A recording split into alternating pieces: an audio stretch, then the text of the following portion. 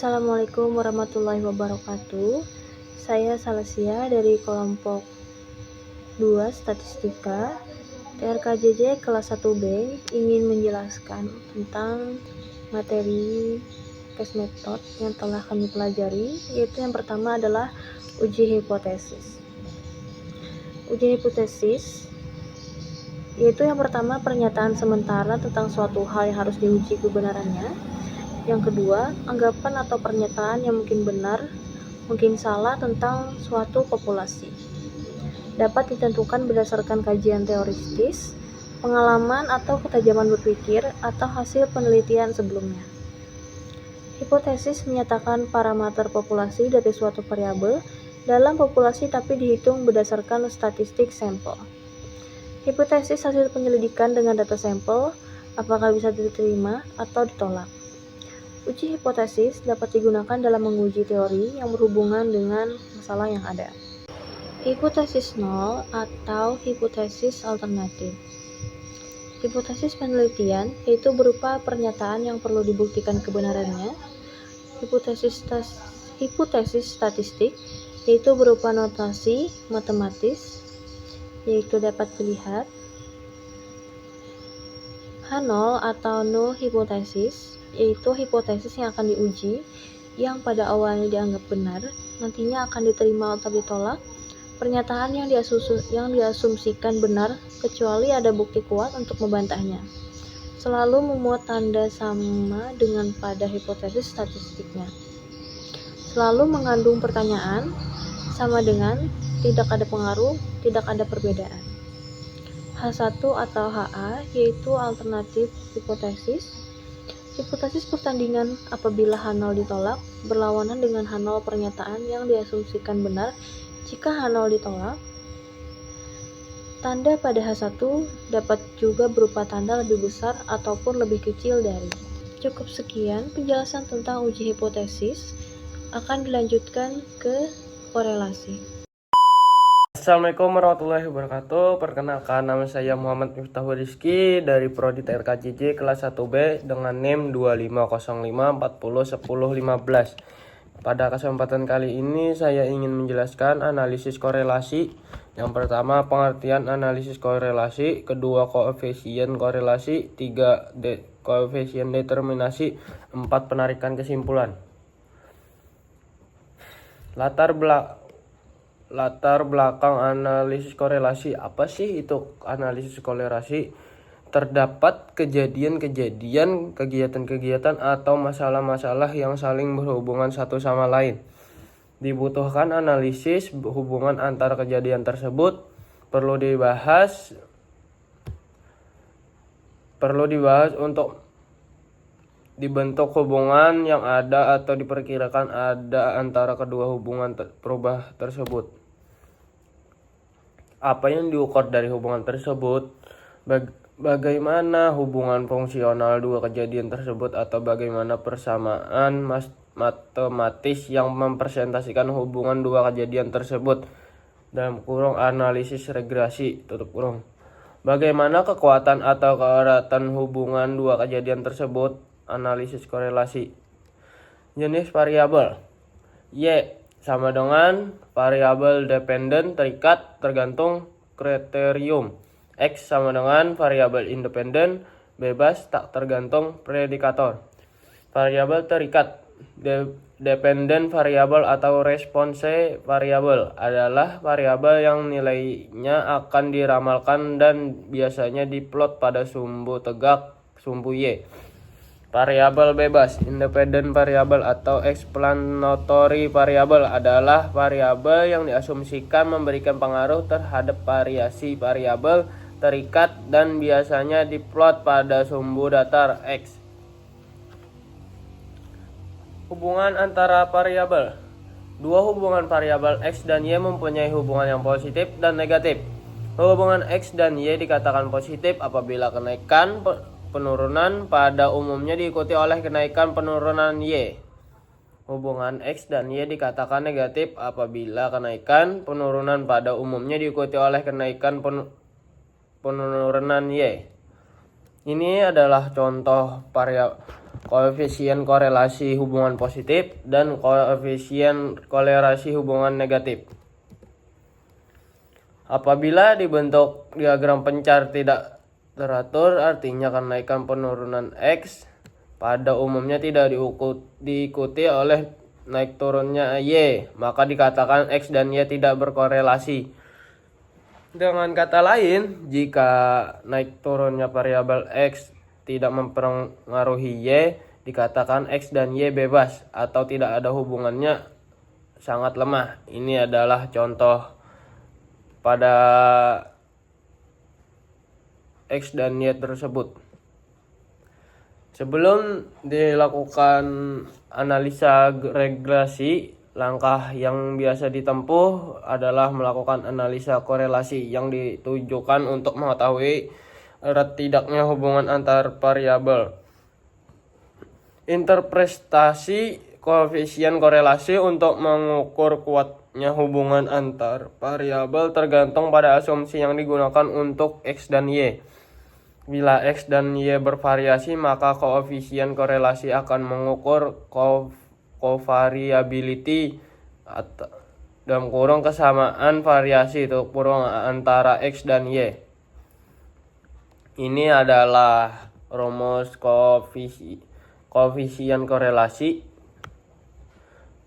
dalam kurung R rumus korelasi Pearson. Ya, bisa dilihat di gambar.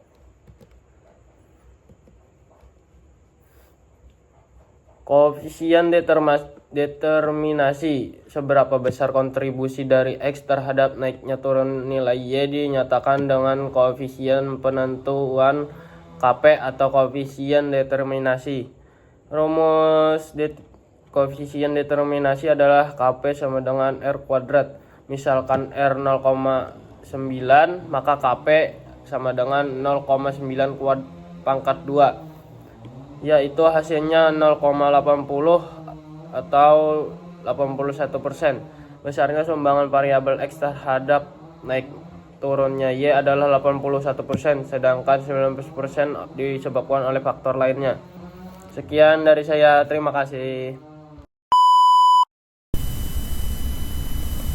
Regresi statistika adalah metode analisis yang digunakan untuk mempelajari hubungan antara satu atau lebih variabel bebas. Tujuannya adalah untuk membangun model matematis yang dapat menjelaskan bagaimana perubahan pada X mempengaruhi Y, serta untuk memprediksi nilai Y berdasarkan nilai X yang diketahui.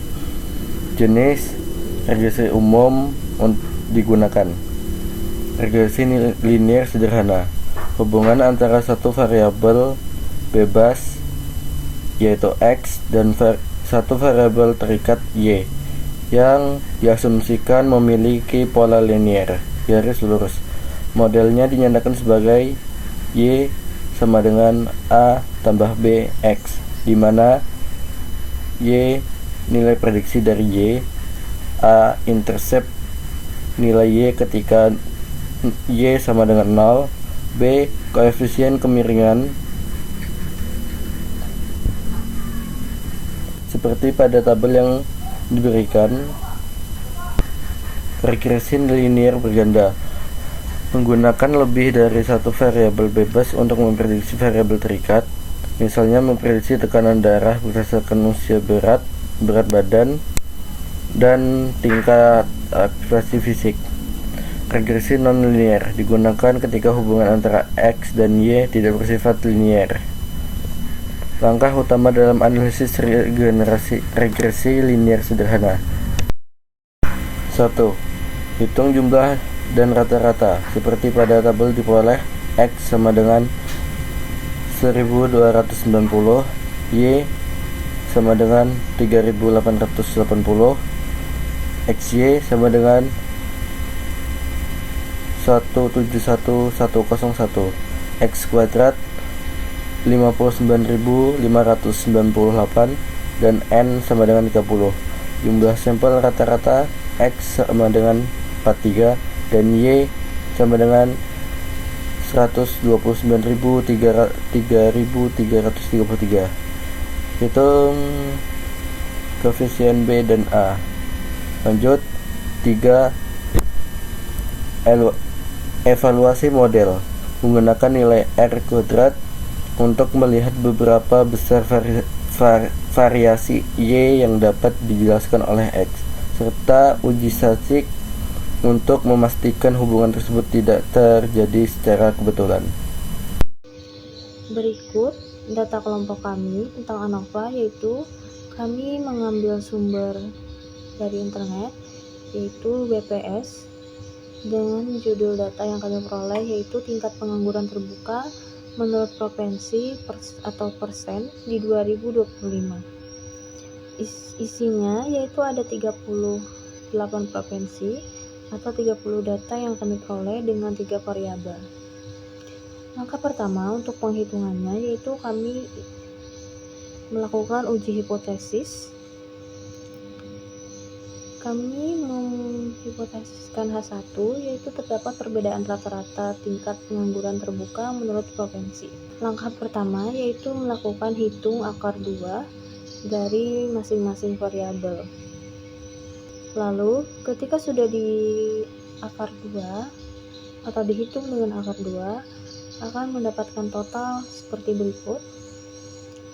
Lalu berikut hasil variabel yang sudah dihitung dengan akar 2, lalu akan ditotalkan semuanya dengan rumus sum, lalu dipilih variabel tersebut untuk mendapatkan hasilnya.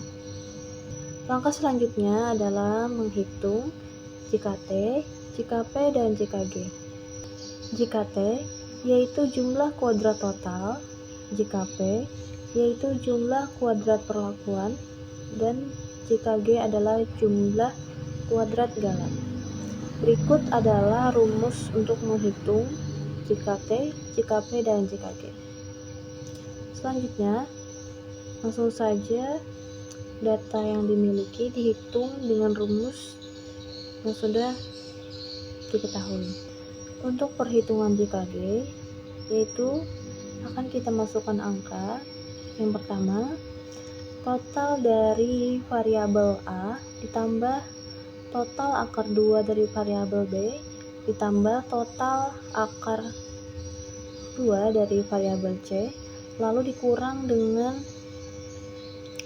dalam kurung yaitu total dari variabel A, B, dan C sebelum di akar 2-kan, lalu dibagi dengan total data dikali variabel yaitu 30 dikali dengan 3, lalu mendapatkan hasil berikut yaitu 902,90. Langkah kedua yaitu adalah menghitung JKP. Kami menghitung JKP, kami akan menghitung terlebih dahulu total akar 2 dari masing-masing variabel agar saat perhitungan JKP itu lebih memudahkan. Seperti berikut, yaitu untuk rumusnya total dari variabel A akar 2 ditambah total dari variabel B akar 2 ditambah dari variabel C akar 2 dibagi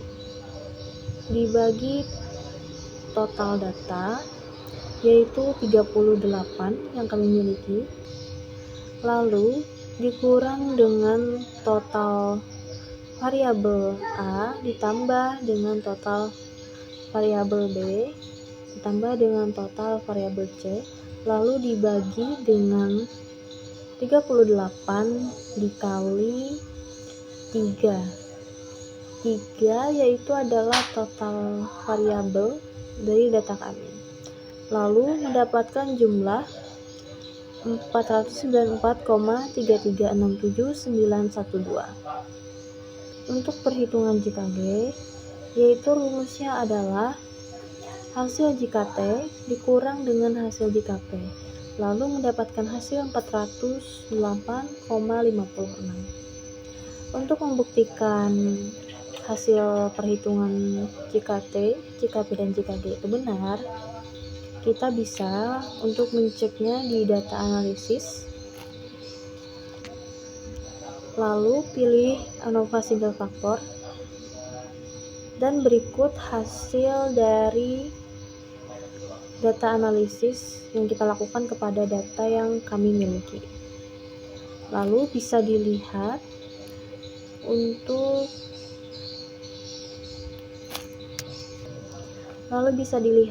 perbedaan dari hasil data analisis dengan data yang sudah dihitung. Bisa dilihat di sini hasil dari JKT, JKP, dan JKG ada di dalam ANOVA single factor ini. Lalu di sini kita akan membuat tabel ANOVA dan daerah penolakan, yaitu berisi sumber variasi, perlakuan, galat, dan total, derajat bebas, jumlah kuadrat, kuadrat rata-rata, dan statistika. Berikut untuk menghitung, di sini sudah terdapat rumusnya untuk perhitungan tabel berikut. K sama dengan 1 adalah total variabel, yaitu memiliki variabel 3, berarti 3 dikurang 1. Selanjutnya untuk kolom berikutnya, yaitu K dikali dalam kurung yaitu total data yang dimiliki dikurang 1, berarti 3 dikali dalam kurung yaitu 38 dikurang 1. Kemudian mendapatkan hasil yaitu 111. Tabel berikutnya yaitu total data yaitu 38 dikali variabel yaitu 3 dikurang 1 yaitu mendapatkan hasil 113. Untuk jumlah kuadrat hanya perlu mengisikan JKP, JKG, dan JKT yang sudah kita hitung. Kemudian untuk kuadrat rata-rata ada rumus sebagai berikut, yaitu JKP dibagi variabel yaitu 3 dikurang 1, lalu mendapatkan hasil sebagai berikut. Dan kemudian tabel berikut di bawahnya yaitu KRG sama dengan yaitu JKG dibagi K atau 3 variabel, lalu dikali dalam kurung yaitu 38 dikurang 1, kemudian mendapatkan hasil sebagai berikut. Untuk tabel statistik F kolom berikut itu F sama dengan KRP dibagi KRG, yaitu hasil KRP dan KRG itu dibagikan lalu mendapatkan hasil sebagai berikut. Untuk langkah selanjutnya yaitu kita mengecek uji hipotesis kita apakah diterima atau ditolak melalui tabel berikut. Seperti yang terlihat, berarti uji hipotesis mendapatkan kesimpulan tidak ada perbedaan tingkat pengangguran terbuka yang signifikan menurut provinsi, yang berarti H0 diterima. Sekian, terima kasih.